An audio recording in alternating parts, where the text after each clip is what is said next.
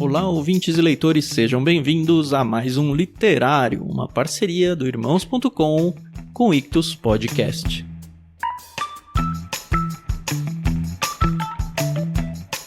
Eu sou o Thiago André Monteiro, @vulgutan, e vim aqui no meio das minhas férias apresentar para vocês o que foi o episódio número 21 do Literário, lançado lá em junho de 2020. O livro O Lugar da Espera na Vida Cristã, da autora brasileira Vanessa Belmonte, que inclusive já gravou um episódio do nosso Conversa de Peixe Grande aqui no Ictus Podcast. Procura lá e não perca essa entrevista maravilhosa.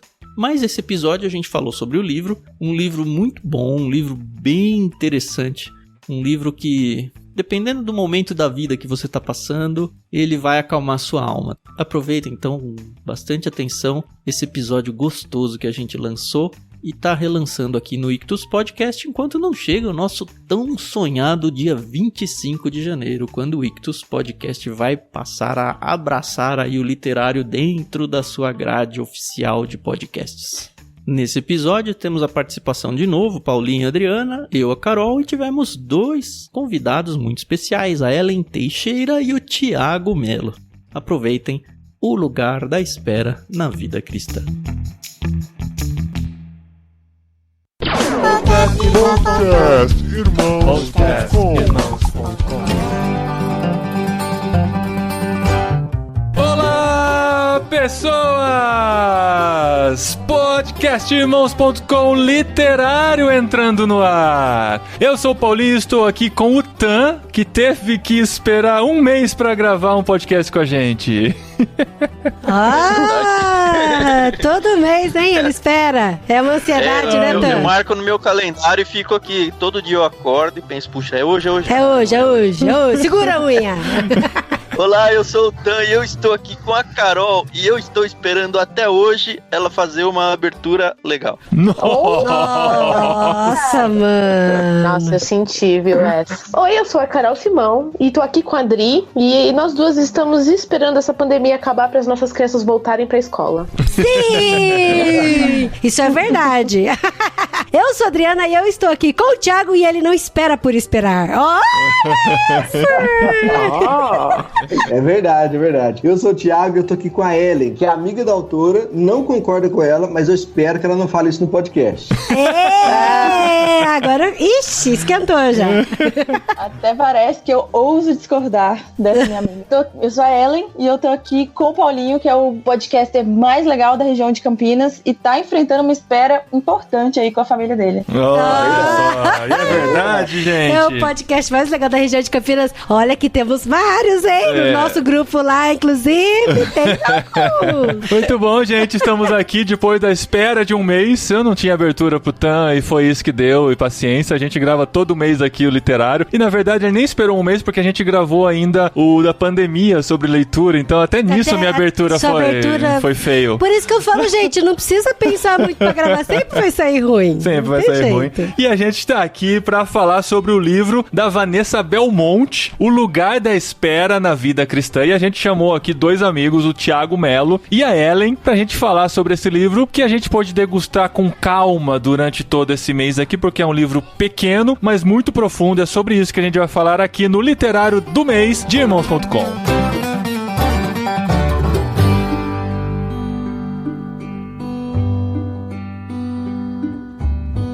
Mas então, gente, como a gente disse no episódio anterior, este é o segundo livro de um autor vivo que nós lemos, né? O primeiro foi o livro do James Smith, Você é Aquilo que Ama, e agora a Vanessa Belmonte, mas é a primeira autora, nossa, não é só viva, é a primeira autora brasileira de quem a gente tá gravando aqui no Irmãos.com, Olha isso! Não é?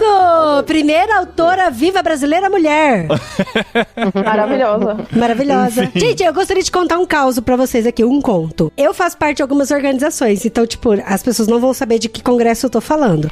Mas, e por fazer parte de algumas organizações, eu também faço parte de algumas seleções de preletores. Daí, uma preletora que eu indiquei pra um dos congressos que eu participo e ajudo, foi a Vanessa Belmonte. Só que ninguém conhecia muito a Vanessa Belmonte. A primeira coisa que o pessoal do congresso falou assim, olha, Adriana, a gente agradece a indicação, mas uma pessoa que escreve por intermédio de médium não dá pra ter como preletora. Então, você agradece. E, tipo Eu não sei se a Vanessa vai ouvir esse podcast. Beijo, Vanessa, mas eu nunca te contei isso. Eu não entendi. Não, vamos explicar pro Thiago, que é a geração Baby Boomer e tal. Desculpa. Achei tão boa a história. Mas não, é que existe uma plataforma de artigos, de conteúdo chamada Medium, que se escreve Medium, medium.com. E tem pessoas que têm perfis lá dentro e publicam seus textos. É uma plataforma meio que de blogs hoje, assim, o link fica medium.com/seu nome. Nossa, não é mais Blogspot, então? Blogger, uns 15 anos atrasado. Vou ter que desativar meu Fotolog, então, né? Tô vendo que ninguém tá vendo mais as minhas fotos. Né? Exatamente. Fala mais, Ellen. Quem é Vanessa Belmonte? Quem é Vanessa Belmonte, Ellen, já que é sua BFF? Então, gente, a Vanessa, ela mora lá em BH, onde eu também morava, ela é da igreja que eu congregava lá. Ela é obreira do Labri, então ela já tem muito tempo que ela tá pensando, refletindo, produzindo alguns textos, algumas coisas no blog dela também sobre essa coisa dos ritmos da vida, não só da espera, mas também dessa coisa de viver no presente, de entender nossa espiritualidade, como que ela se relaciona com o dia a dia. E a gente leu esse livro aqui, a gente tava precisando de um livro mais reflexivo que a gente pudesse degustar com calma, né? Então a gente escolheu O Lugar de Espera na Vida Cristã, porque estamos vivendo esse momento de espera, tanto na nossa quarentena aqui, quanto cada um na sua vida tem alguma coisa que está esperando, que está aguardando. Assim como nós aqui em casa temos o fato que vocês devem saber e nos acompanhar da nossa mudança para a Espanha, né? Era para ter acontecido no final de maio, a gente não tem noção de quando será possível. Acabamos de ver a notícia, inclusive, que a Europa vai fechar as fronteiras e não vai receber brasileiros por um bom tempo, até que na verdade não é por um bom tempo, é até que a situação da pandemia esteja controlada no Brasil, ou seja, por um bom tempo. Mas você é italiano, mano. Então, mas eu vou sair do Brasil, não sei, enfim. A gente não sabe ainda quanto esperar, então a gente tem trabalhado muito isso no nosso coração como família, com as crianças, né? A questão da ansiedade, a questão de ter a convicção da vontade de Deus, descansar nele, saber que ele tem os planos perfeitos e que mesmo, eu tô dando todos os spoilers do livro, né?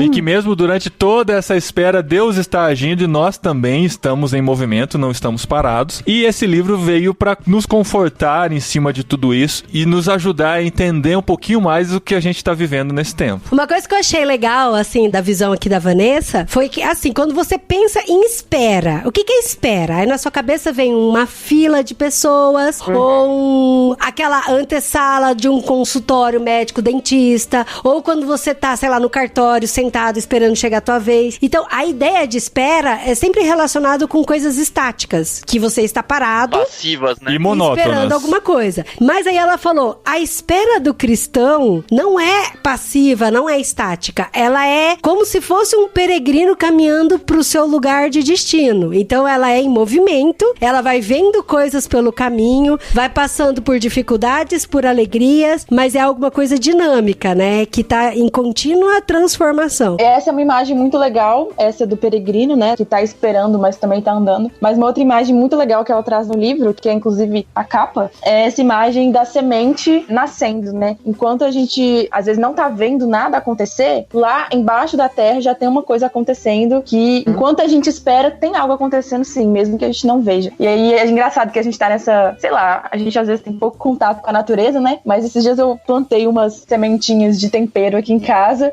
e aí a gente fica nessa ansiedade. Toda hora eu vou lá ver se já nasceu alguma coisa. A gente tá um pouco desacostumado com esses ritmos da espera, né? De você realmente ir regando, esperando, não vendo nada ainda, mas acreditando que tem alguma coisa acontecendo ali embaixo. E essa é uma imagem muito legal que tem no livro. Eu tive uma experiência parecida aqui nessa quarentena. Como vocês ouviram no programa sobre culinária, lá no Plantão da Quarentena, eu resolvi fazer pão aqui em casa, né? Ai, meu Deus. Aí eu falei assim, eu quero fazer daquele fermento de fermentação lenta e tal, que você produz dentro de casa. É o pão de 7 dias, né? É. E como eu não tinha acesso à muda do fermento que o pessoal compartilha, aí o Pedro Angela me passou a receita, eu fui lá, né? Fazer o tal do fermento. Coloca dentro de uma vasilha com 1 litro de água mineral, não sei quanto de trigo, açúcar, sal, cobre com plástico filme. Dá 3 pulinhos, canta cocoricó, né, amor? E espera, né? Espera 3 dias que vai começar a borbulhar e vai começar a fermentar. Eu esperei 7 dias, o negócio começou a ficar verde. Eu achei meio estranho.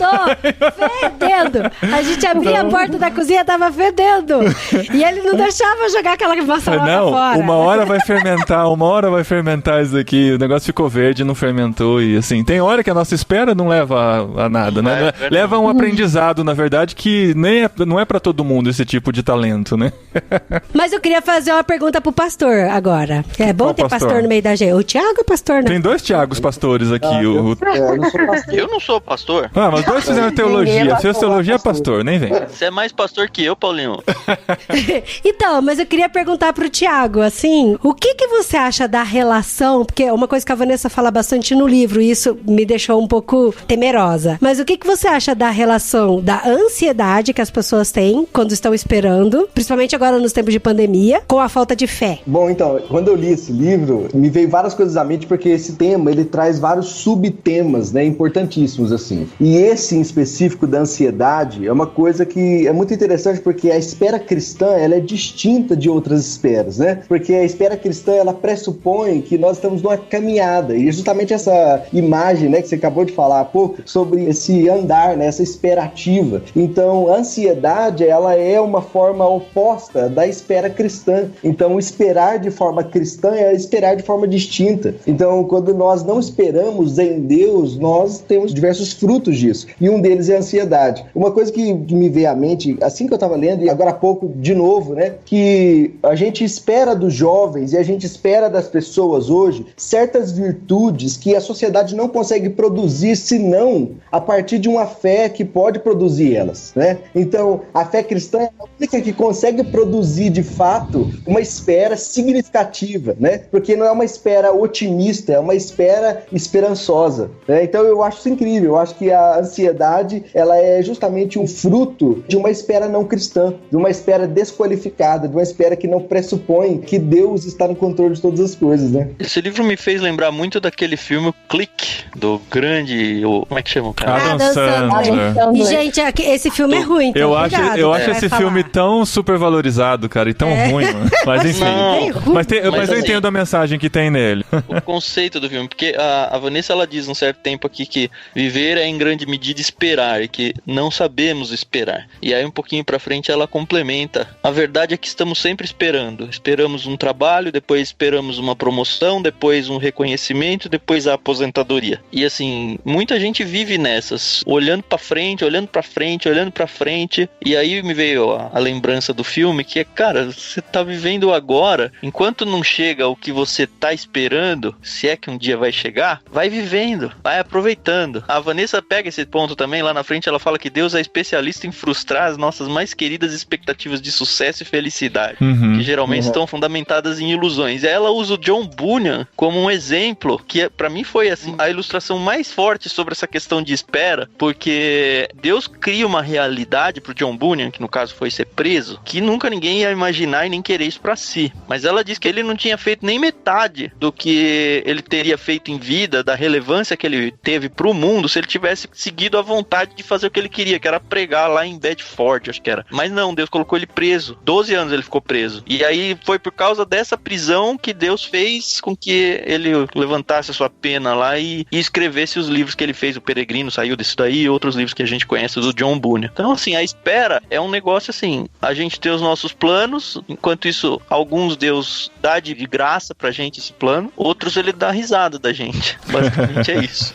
E a gente tem, como cristão, tem que entender isso. E não se portar daquela forma passiva, como foi dito no começo, né? De, então beleza, vontade de Deus, não vou fazer nada, é que Deus faça alguma coisa. Não, cara, eu vou fazendo, mas o caminho, o trajeto da vida não é nosso, é de Deus. Essa coisa de ficar sempre esperando o próximo passo é uma coisa que acontece tanto na nossa vida, né? A gente sempre acha que o que vem pela frente vai ser melhor e o que a gente tá vivendo é só uma passagem para algo melhor que está por vir, né? É só Quando você tem filhos, dias você percebe isso, Paulinho? Exatamente. Tem gente que usa aquela frase, né? O melhor de Deus está por vir, né? O melhor está por vir na sua vida e tal. Na verdade, se a gente vive dessa maneira, a gente perde todo o processo que a gente está vivendo, né? Quando a gente tem criança, acontece muito isso. A gente sempre fica esperando o próximo passo. Nossa, vai ser tão bom quando ele sair da fralda. Aí quando ele sair da fralda, vai ser tão bom quando ele puder se virar sozinho e pegar as coisas sem ficar pedindo, ou que não precisa dar banho. E a gente sempre fica esperando a próxima fase e esquece de curtir o que passou. E acontece muita gente quando já tem o filho grande, percebe que passou uma grande fase da vida e nem viveu de fato aquela experiência de ser pai e mãe, Aí né? chora no casamento, né? Aí chora no casamento de arrependimento por não ter vivido da maneira adequada. E isso é em muitas áreas da nossa vida, né? Que a gente percebe que as coisas vão passando, e a gente sempre espera o que tá por chegar. No nosso caso, por exemplo, né? A ansiedade com relação à Espanha. A gente não tem por que desesperar, porque a gente já entendeu perfeitamente que Deus tá no controle. E que se a gente não foi agora, foi porque é a vontade dele é a melhor, e a gente consegue descansar e, enquanto isso, viver esse momento de espera. O fato da gente estar vivendo a quarentena não quer necessariamente dizer que, assim, eu só vou voltar a ser feliz novamente quando tudo voltar ao normal, quando eu puder sair de casa sem medo e tal. A gente tem que fazer esse tempo de espera um tempo especial e um tempo precioso, sabendo que, assim, pode vir coisa boa, mas pode não vir também, como pra muita gente não veio, entendeu? Esse negócio da gente não curtir o presente ou não curtir o que está vivendo, por exemplo, casal de namorado,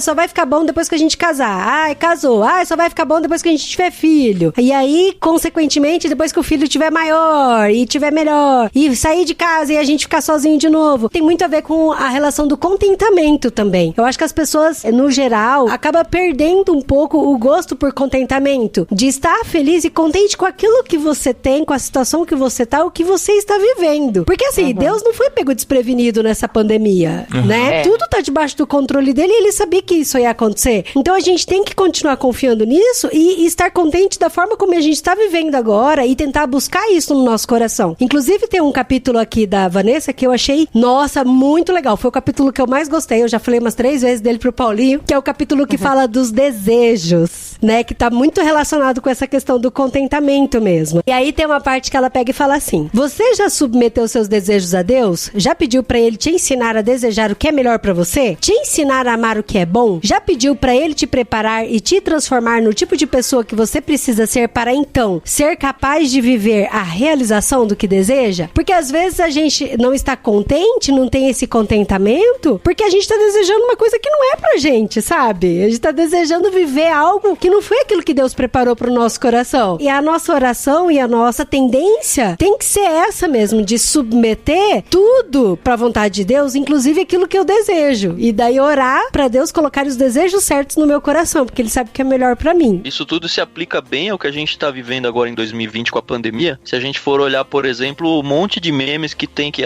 2020 foi cancelado, 2020 acabou, foi o ano que não existiu. Nem vou comemorar meu aniversário.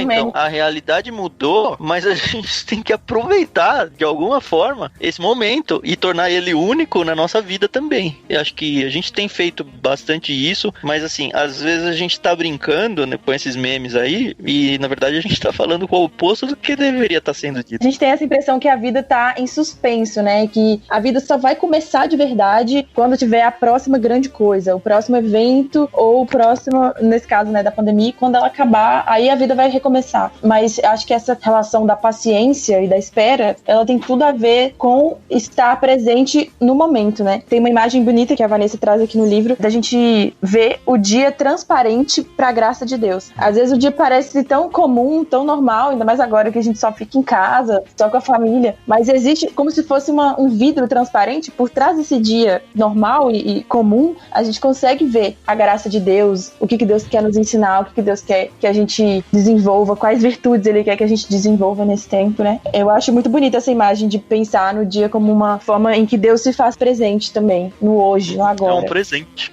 Exatamente. E aí até fala, né, que não é pra gente desprezar o presente, né? Que quando a gente faz isso, é como se a gente estivesse falando pra Deus: o Senhor não sabe o que você tá fazendo. Eu sei o que é melhor pra mim. Será que o Senhor não percebe isso? Eu sou tão eficiente. Será que o Senhor vai ser tão eficiente quanto eu sou, né? Deixa eu te ensinar, Deus, como é que faz as coisas, né? Pois Dá uma ajudinha. Isso tudo tem a ver com os efeitos da espera, né? Ela cita muito disso. Ela fala assim que a espera dói, né? Que a espera nos forma. Enquanto nós esperamos, algo está acontecendo em nós, né? Isso é muito interessante. Então a espera, ela tem os seus efeitos, né? Esses efeitos são poderosos, assim, pra nós, né? Eu acho que uma das coisas mais difíceis pra mim em relação a esperar foi a questão da gestação, né? Eu desejei durante muitos anos engravidar e tinha medo de tentar de verdade. Eu tinha medo de descobrir algum problema, até que o meu médico falou assim, não, você tem um problema. E aí as coisas, elas tomaram outras proporções e eu falava até isso pra poucas pessoas, mas eu confiava muito em Deus. E eu lembro que foram alguns negativos antes de vir um positivo, né? E como é complicado, né? Você esperar e você falar, Deus, eu sei que vai acontecer no momento que tiver que acontecer, né? Quando aconteceu, aí você fala, viu? Eu sabia, né? Deus, ele vai responder. Foi fácil, né? E aí me tocou muito a parte quando fala de Ana, né? De Isabel, que quem passa pela dificuldade em esperar sabe como é e se torna um pouco mais empático, né? Então, depender de Deus é um exercício diário, né? E não é fácil. E aí até você falou, né, que no seu caso veio um resultado positivo, mas pode ser que nunca tivesse chegado e nunca chegaria, entendeu? Por isso que esse capítulo aqui da Vanessa mexeu bastante comigo sobre os desejos, pra gente colocar no coração e pra Deus transformar mesmo os nossos desejos de acordo com o plano que ele já traçou pra nossa vida, sabe? Porque senão a gente vai sentir uma dor da espera muito grande e no fim das contas sempre vai se frustrar. E até voltando nesse paralelo da espera com o peregrino que tá caminhando, eu fico pensando, vai que o peregrino tá caminhando, mas ele não vai chegar na cidade que ele quer chegar. Ele chega em outra cidade. Então você imagina a frustração que é, né? E lidar com isso é muito triste. É o que a Vanessa fala de esperar com o fim em aberto, né? Que é assim, a gente espera, por exemplo, né, no caso, por um filho ou por alguma outra resposta específica, e Deus pode falar sim, mas ele também pode falar não. E acho que parte da espera cristã tem a ver com a gente tá com isso em aberto. Tipo, se Deus quiser me dar, vai ser ótimo. Se ele não quiser me dar, vai ser ótimo também, né? Ou eu vou aprender a ser contente com isso. Tem uma frase muito bonita que ela fala, acho que no livro físico, na página 31, que a gente pode confiar que ele nos molda de acordo com o seu amor e não de acordo com o nosso medo. Que às vezes a gente põe uma expectativa muito grande numa coisa, né? Como se essa coisa fosse ser o nosso Deus, que pode ser um relacionamento, ou um filho, ou talvez uma mudança, qualquer outra coisa. A gente acha que isso vai ser o que vai trazer sentido, o que vai trazer felicidade pra gente. E aí a gente se frustra quando isso não chega, né? Mas a gente tem que confiar que quem é Deus,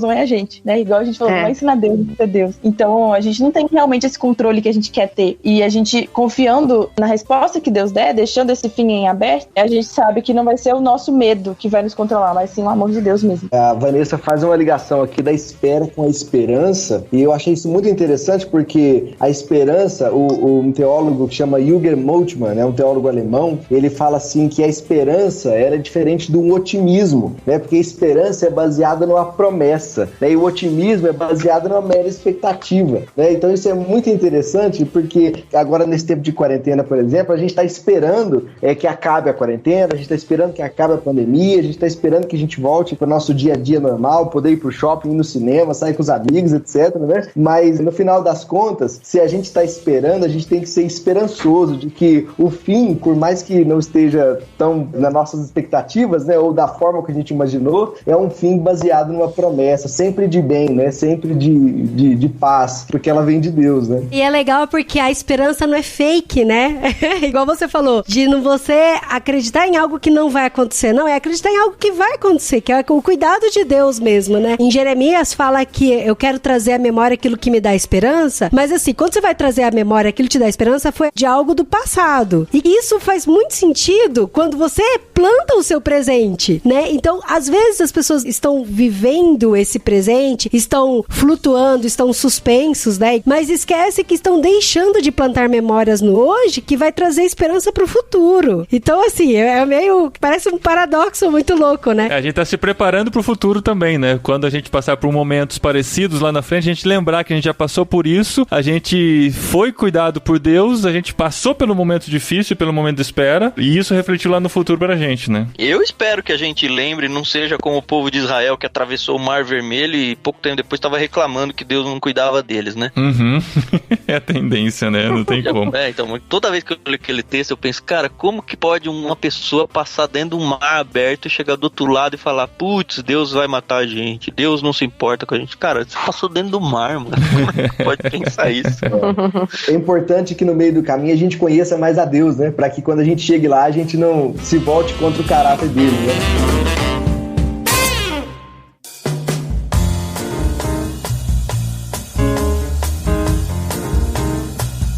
Uma coisa que tava me incomodando um pouco no livro... Olha aí, tô falando... Ó a crítica! Ó a crítica aí, Brasil! Não. Vinheta pra crítica. Eu tô contra. Deixa não, Ellen.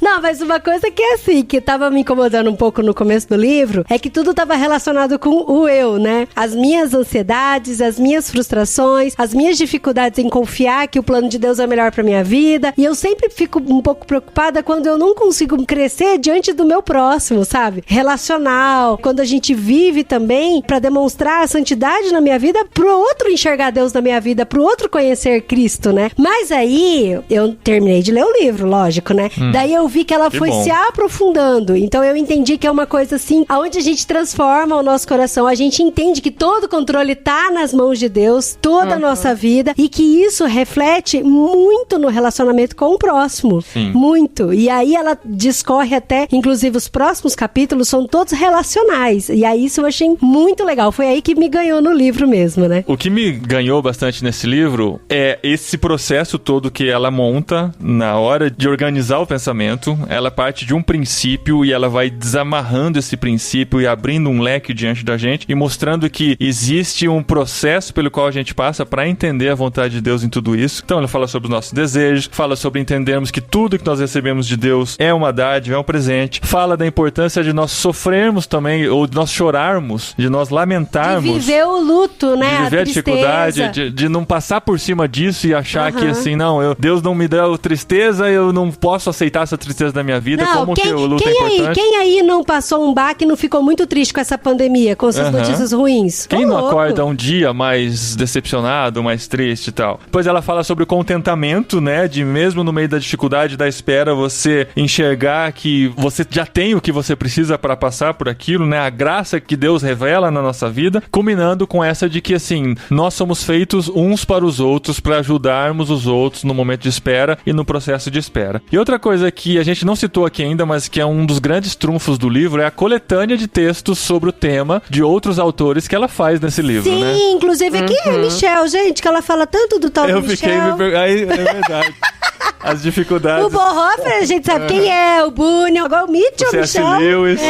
Eu acho legal no começo que ela fala que é como se eles fossem amigos dela, né? Porque ela foi lendo os livros desses caras que falam sobre esse tipo de espiritualidade, da espera, do papel disso na vida cristã e tal. E aí, a partir disso, ela via eles como amigos, né? Que estavam ajudando ela nessa jornada. Isso testemunha o que ela falou, né? Porque ela fala que a espera do outro dá um novo significado à nossa espera, né? E a nossa espera no outro ganha novas faces, ganha novas configurações, né? Então ela mesma viveu isso, né? Com os outros autores que falavam sobre a espera. E agora a gente vive com ela. Exatamente. E ela reúne todos esses pensamentos. É incrível como dentro do raciocínio dela tudo vai se encaixando, inclusive os versículos bíblicos, né? A gente percebe, nossa, caramba, esse versículo que é tão conhecido fala sobre espera, e eu nunca tinha reparado que ele fala sobre espera, né? E como é importante a gente enxergar dentro da Bíblia como que as coisas estão lá e a gente muitas vezes não percebe como Deus está falando com a gente. E quando uma pessoa como a Vanessa coloca esses versículos dentro de um raciocínio que faz você compreender o todo, tudo começa a fazer sentido. Hoje, o dia que a gente tá gravando, né, é o primeiro dia do tempo comum do lecionário. Inclusive, é legal a gente falar de lecionário no podcast sobre o livro da Vanessa, porque ela é uma super advogada dessas ideias de calendário cristão e tal. E aí eu tava lendo um texto sobre isso hoje, que aí começava falando, né, esse é o dia que o Senhor fez. E aí eu fiquei pensando, tava falando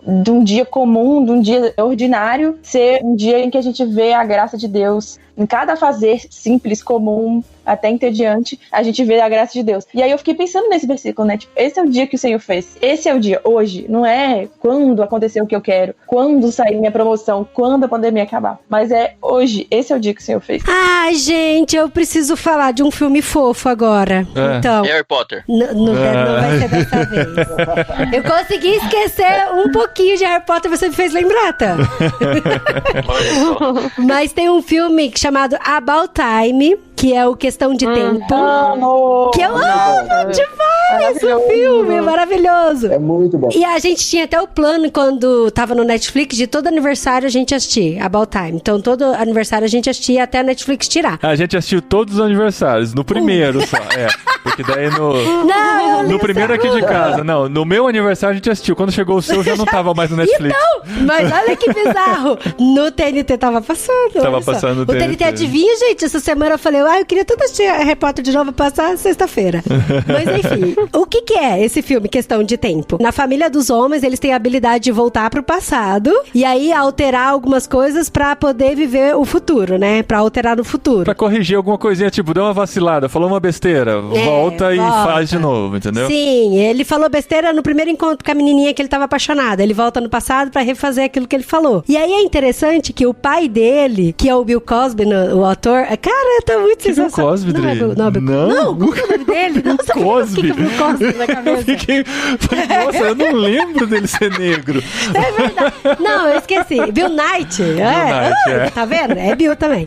Daí, o pai dele pega e fala assim: Tim, meu filho, eu vou te ensinar o segredo do sucesso. O segredo de você ser tão querido e ser tão carismático. Porque ele era, assim, muito querido. Toda a família amava ele. Ele era uma das pessoas mais legais que tem do mundo, assim. E ele falava assim: o segredo é, você vive o seu dia normal. Olha, eu dando spoiler do filme. Pode dar? É isso que eu tô pensando. Eu falei, como que ela vai tirar uma lição do filme relacionada ao tema sem dar spoiler? Whatever, quem não assistiu até agora. Mas assim... Spoiler de filme de 10 anos atrás. Não é? Não conta mais. Ó, eu não vi ainda, André. Tô até pesquisando no IMDb aqui agora. Thiago. Aí... Essa é só a lição de moral do filme, mas vale a pena a experiência mesmo assim. Não, mas vale muito a pena. Mas ele fala assim, o segredo é você viver seu dia normal, ordinariamente, normal, vivendo do jeito que tá vivendo e tal. E aí, depois você pega e volta no passado pra viver o seu dia novamente, deixando ele muito espetacular, sabe? Vendo coisas extraordinárias no ordinário. Ele começou a fazer isso, então ele vivia todos os dias da vida dele 2 vezes, até que um dia ele falou, não, mas eu já posso fazer isso no meu ordinário. Na primeira vez. Eu já posso fazer isso na primeira vez. Então é legal porque tem cenas, olha, eu arrepio só de lembrar. Tem cena, por exemplo, que ele tá dentro do metrô, que ele tá entediadíssimo, assim. Aí ele lembra de fazer aquilo uma experiência legal. E aí ele finge que tá tocando uma guitarra no ar, sabe? Aí ele tá correndo pela estação de Londres de metrô, de repente ele para no meio e ele olha pro teto e ele falou, caramba, como esse teto é lindo, por que eu nunca tinha reparado nisso? E aí ele entendeu que todos os dias tinha que ser muito, muito bem vivido. E aí ele conseguiu tirar o prazer de viver do dia, sabe? E a moral da história é que ele nunca precisou mais voltar pro passado. Acabou. Exato, acabou o filme. É o que eu sempre falo, então, carpe diem, é isso. Carpe diem, você sempre fala. Parabéns pela frase que você criou. Mas ó como esse livro está conectado também com o livro da semana passada, da Edith Schaefer, né? Tanto que, assim, são da mesma escola, praticamente, né? De Labrie e tal. E como isso é importante, né? A gente viver isso todos os dias, não esquecer disso, do que a Ellen falou, né? Que esse dia o Senhor fez, e o que a Adri falou sobre o About Time, e o que a gente pensou sobre a espera aqui, de como a gente pode fazer cada dia especial, sabendo que Deus criou esse dia pra gente. E a gente tem esse costume aqui dentro de casa, né? De todo o café da manhã, a gente tá em família e tal, a gente tá tendo esse privilégio agora, né? De todo dia tomar o café da manhã em família. A gente sempre agradece, Senhor, obrigado por esse dia que o Senhor preparou pra gente, e a gente quer viver ele da melhor maneira possível, mesmo aqui dentro de casa, que a gente consiga aproveitar cada minuto que o Senhor preparou pra gente, porque ele é especial, ele é um presente de Deus pra nossa vida, né? Mesmo que seja um tempo de espera, ele pode ser especial. Porque assim, às vezes a gente fala de esperar, a gente até deu alguns exemplos, né, de relacionamento, de filho, da questão da mudança de vocês e tal, mas que a vida cristã, ela é pautada na esperança do novo céu e da nova terra, né? Então, assim, a gente vive o nosso hoje com intensidade, entendendo que Deus nos deu, mas a gente tá sempre esperando para esse dia em que tudo vai ser restaurado e tudo vai ser redimido de forma completa, o reino de Deus vai chegar. Então, que essa esperança seja o que nos dá ânimo para viver o hoje, né? Amém, amém. Verdade. Muito bom, gente. Obrigado mesmo por vocês lerem com a gente e acompanharem com a gente aqui. Foi um livro mais fácil de ler. Eu acredito que ajudou todo mundo a passar melhor esse mês e a entender melhor daqui pra frente o que a gente pode esperar, né? Sabendo que a gente tá esperando em Deus e Deus tem o melhor pra gente. Pra mim, assim, o raciocínio é bem simples, né? É só saber que Deus sabe todas as coisas. Ele sabe, inclusive, o que é melhor pra gente. Por que a gente vai se decepcionar com qualquer coisa que ele coloca na nossa vida, né? É só esperar e saber que ele tá trabalhando, mesmo quando a gente acha que ele não está trabalhando. E resumiu o livro da Vanessa. Ainda chamou o livro de simples. Simples. Só falta viver. Tem uma oração que ela faz no final, bem no final ela conclui dizendo: ensina-nos, Senhor, a confiar em Ti, entregarmos a ilusão do controle, a ansiedade e o medo da espera. Nos ajude a enxergar a realidade de quem o Senhor é e de quem nós somos, de que estamos seguros em seu cuidado e amor por nós. Nos ensina a viver cada momento, cada tempo preparado para nós e a não deixar a desconfiança prevalecer. Que a nossa fé seja provada e fortalecida nesses momentos de espera. Que possamos crer e nos tornar maduros, semelhantes a Jesus, através desses momentos de espera. Achei muito legal. Olha, que da hora, cara. Amém. Amém. Eu acho lindo terminar o livro com uma oração.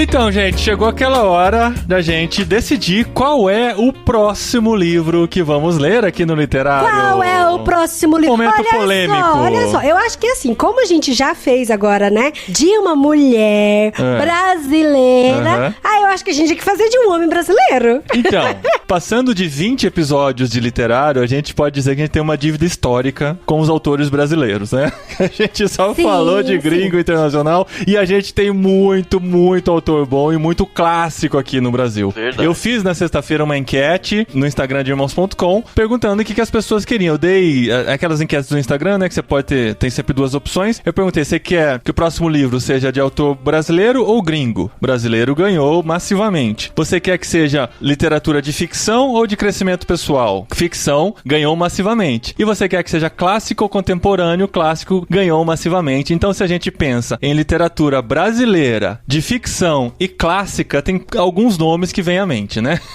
E olha só, teve um livro que a gente ganhou do Ictus, que é um tijolão, mas o livro é lindo e maravilhoso. E ele fica aqui assim, brilhando na nossa estante. E esse é um dos livros que a gente vai levar pra Espanha, com certeza. É, livro de deixar na mesa de centro. Ah, é muito lindo. O livro é lindo, é clássico e ele é maravilhoso. Mas ele é de contos. Aí eu até falei pros meninos, né? Eu falei, gente, a gente podia gravar um conto desse autor, ler e aí falar um pouco sobre a vida dele, porque a Adri tava com preguiça de ler o livro todo ou ler um livro inteiro do autor. Não é preguiça, é trauma, mas isso vai ficar pro próximo programa.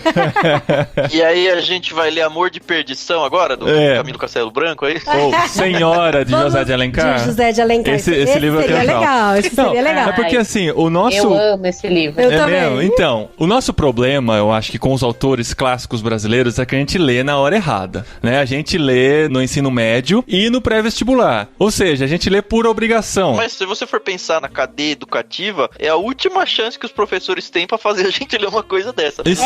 Isso é verdade. Sim, gente, mas sim. vamos Vamos ler deixar aí ou essas não ler mais, conjecturas pro programa.